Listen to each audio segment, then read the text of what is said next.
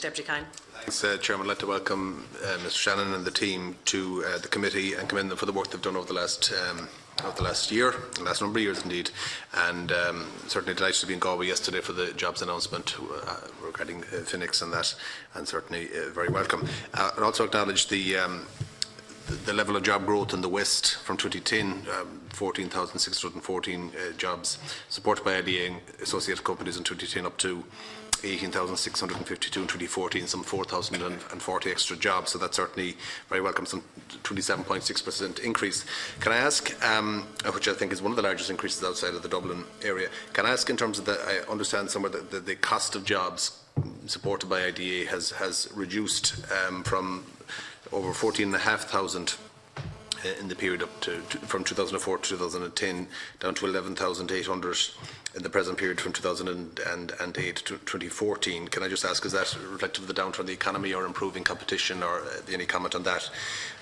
Also, and I asked this of EI when they were in recently, to what extent the increase in projects one can be influenced by the new approach to embassies and consulates in places like the United States and elsewhere, where there's the sort of the Ireland House initiative in conjunction with EIIDA and the embassies and consulates.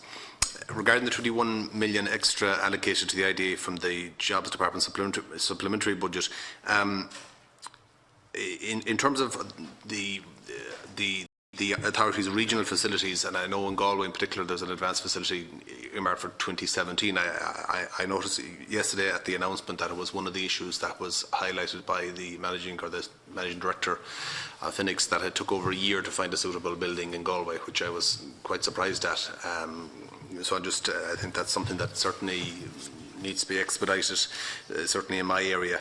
And I know Deputy Cleary touched on the issues of the planning situation, and I missed his comments. But again, just compared to our European counterparts, do you think there's unnecessary delays, or is this something that's been brought up by your companies in relation to the difficulties in getting and securing planning?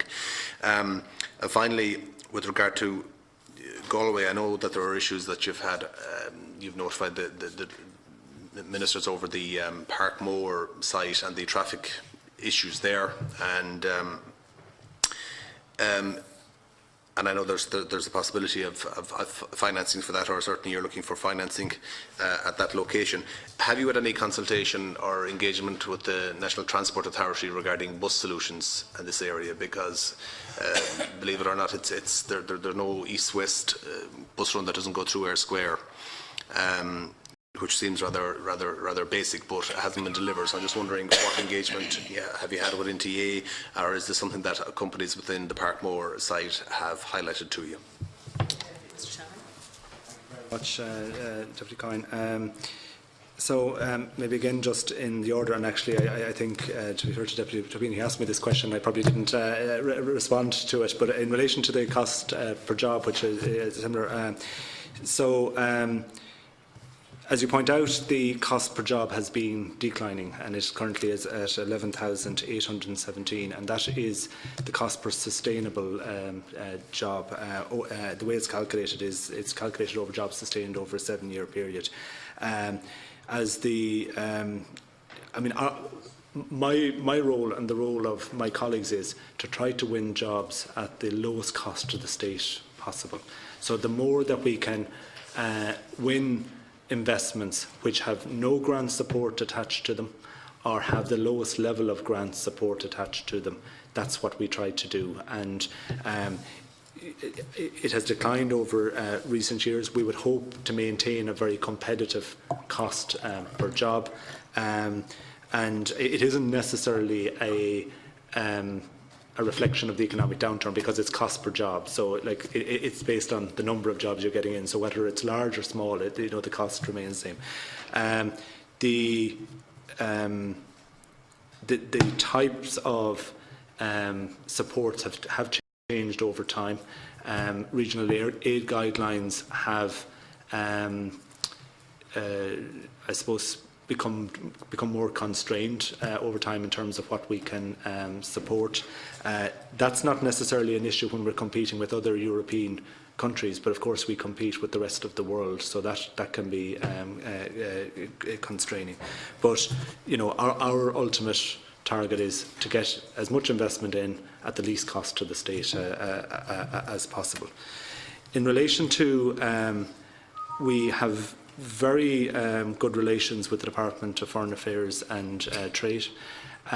We have 19 offices across the globe. Where possible, we have engaged in an Ireland House solution where we are co-located with the Department of Foreign Affairs, with Enterprise Ireland, with other agencies where possible. In some areas it hasn't been possible yet, but will be possible as different organisations exit leases and so on. In some cases we have slightly different business models and are targeting different cohorts, so we're in slightly different locations within a country, but for the most part it works very well together. I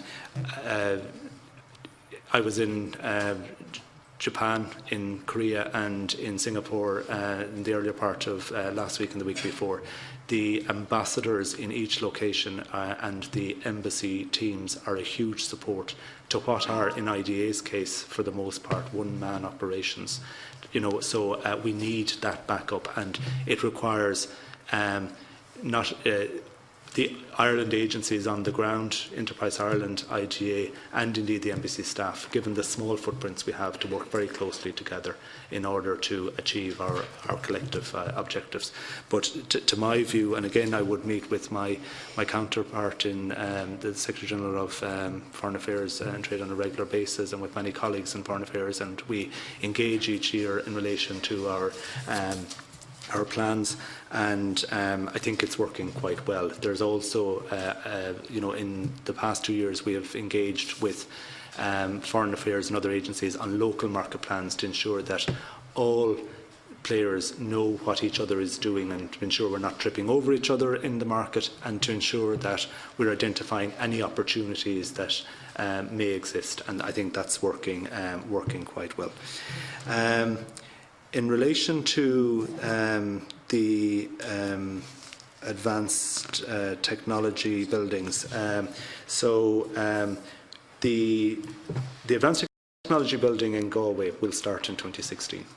It may not be completed until 2017, but it will commence it is scheduled to commence in 2016. So we have 2 advanced technology buildings completed, Waterford and Athlone. There are 3 now in the pipeline, Sligo, Castlebar and Tralee, and we have 3 more planned for next year. Property, the reasons we're doing this is, as I outlined in response to Deputy Toween and Deputy Cleary, is that the privates, ideally, we would like to see the private sector come in and respond to the need, which is undoubtedly there, for more commercial property in these areas, both advanced office buildings and advanced technology buildings. But that to date hasn't happened, and that's why IDA has stepped in. And in a number of locations, property availability, I would say particularly probably office buildings are tight. It requires a huge amount of effort from the IDA property team working with clients to identify suitable property solutions. We're heavily involved in doing that. We are currently, I suppose, advancing as quickly on building these solutions as quickly as our own internal resources allow and as our financial resources allow. In relation to Parkmore, the answer is we're engaged with the NTA on trying to identify a solution to this. One solution may be more public transport. I think there may also be a requirement for a infrastructural solution in the form of a slip road or something, and that we are currently engaged with the NTA and the Council in relation to that. So it is very much high on our agenda. We've engaged with all of the clients in Parkmore.